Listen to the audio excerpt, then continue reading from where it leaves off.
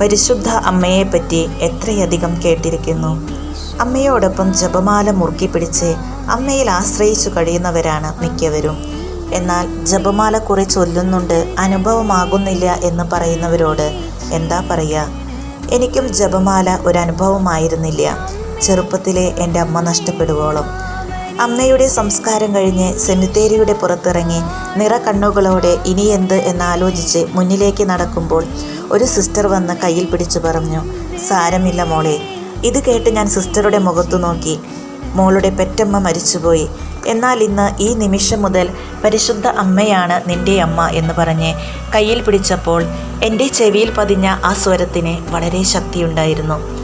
അന്ന് ആ നിമിഷം മുതൽ പെറ്റമ്മയെ വിളിച്ചതിനേക്കാൾ കൂടുതൽ പരിശുദ്ധ അമ്മയെയാണ് അമ്മേ എന്ന് വിളിച്ചത്. ആ അമ്മയ്ക്ക് ഉമ്മ കൊടുത്ത് ആ മടിത്തട്ടിൽ കിടന്നുറങ്ങുന്ന ഒരു കുഞ്ഞിൻ്റെ സുഖം വേറെ ഒരിടത്തും കിട്ടുകയില്ല. ആ അമ്മയോടൊപ്പം ജപമാല ചൊല്ലുമ്പോൾ ആ അമ്മ കാപ്പിക്കുള്ളിൽ പൊതിഞ്ഞ് സംരക്ഷിക്കുന്നതോർത്താൽ നിങ്ങൾക്കും അനുഭവമാകേണ്ടേ ജപമാല? കാനായിലെ കല്യാണ വിരുന്നിൽ പരിശുദ്ധ അമ്മ പ്രവർത്തിച്ചതുപോലെ നിന്നിലെ കുറവുകളെ, നിന്റെ കുടുംബത്തിലെ കുറവുകളെ അമ്മയുടെ കയ്യിലൊന്ന് കൊടുത്തേ. അമ്മ മകനോട് പറഞ്ഞ് കുറവുകളെ നിറവുകളാക്കി തീർക്കുമെന്നേ.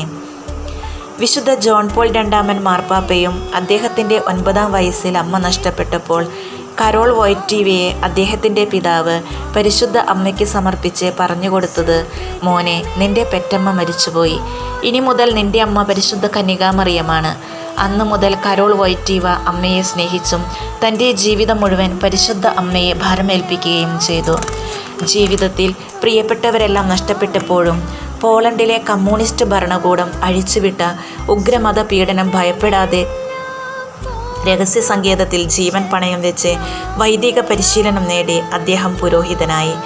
1979 ഒക്ടോബർ 16 മാർപ്പാപ്പയാകുന്നതുവരെയും പിന്നീടും ജോൺ പോൾ രണ്ടാമൻ മാർപ്പാപ്പ തികഞ്ഞ മരിയ ഭക്തനായിരുന്നു.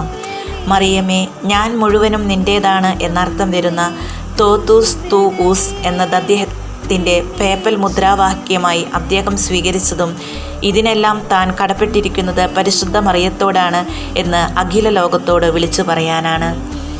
അതുകൊണ്ട് പരിശുദ്ധ അമ്മയോട് അതിയായ ഭക്തിയും സ്നേഹവുമുള്ളവരും ആയിരിക്കാം.